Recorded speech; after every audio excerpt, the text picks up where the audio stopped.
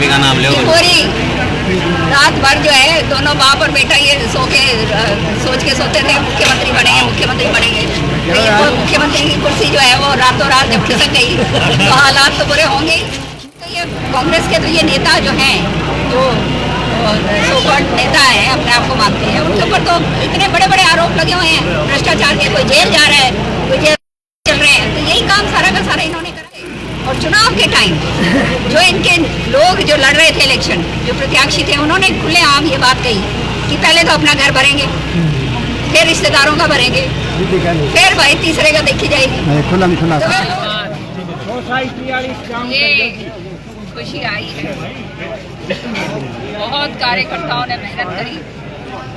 सारे जो बहुत कूद रहे थे कि कांग्रेस की सरकार आ रही है, वो बेचारे जो हैं तो अब समझ आ गई कि भाजपा ने तीसरी बार एक ऐतिहासिक जीत जो है दायर करी है।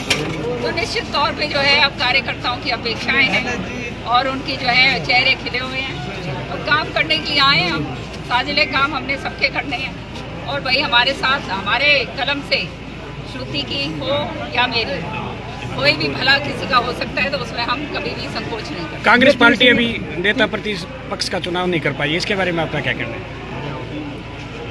अब क्या कहना, इनका तो काम ही है आपस में लड़ेंगे भिड़ेंगे।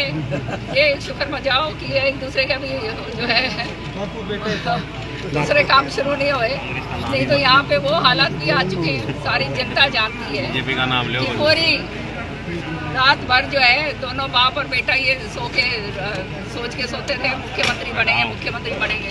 लेकिन वो मुख्यमंत्री की कुर्सी जो है वो रातों रात जब खिसक गई तो हालात तो बुरे होंगे।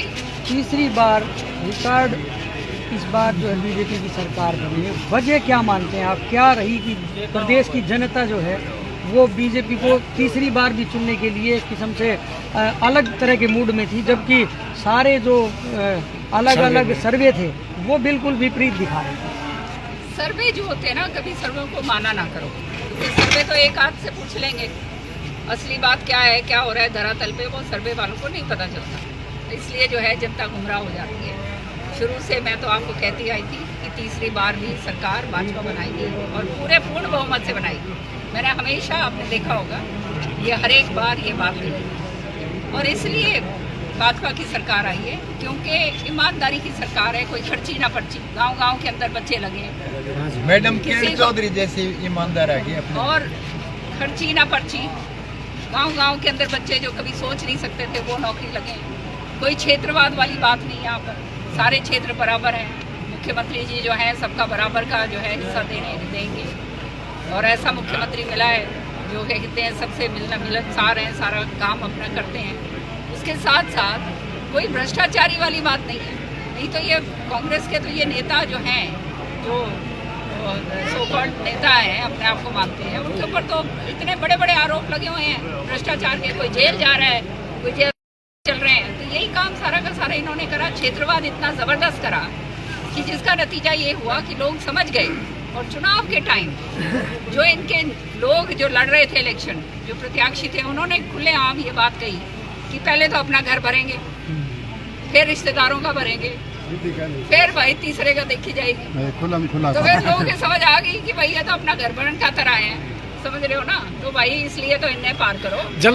जल्दी दिल्ली में विधानसभा चुनाव होने वाले हैं, क्या स्थिति मान रहे हैं बीजेपी, क्या स्थिति रहेगी?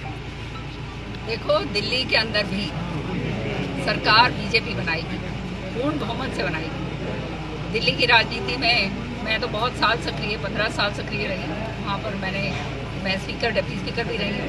तो मुझे मालूम है इस बारी लोग जो हैं तरस रहे हैं कि कब जो है सरकार बने। और वो इसलिए कि केंद्र के अंदर जो है अपनी जो सरकार है, जो माननीय प्रधानमंत्री जी के नीचे जो सरकार बनी है, वो एक विकसित भारत का सपने की सरकार, जो देश को आगे ले जाने वाली की सरकार है। आज जो है हम सारे हिंदू, हमारे देशवासी जो हैं सारे अपने इससे गर्व से कह सकते हैं कि हम हिंदुस्तानी। तो ये बहुत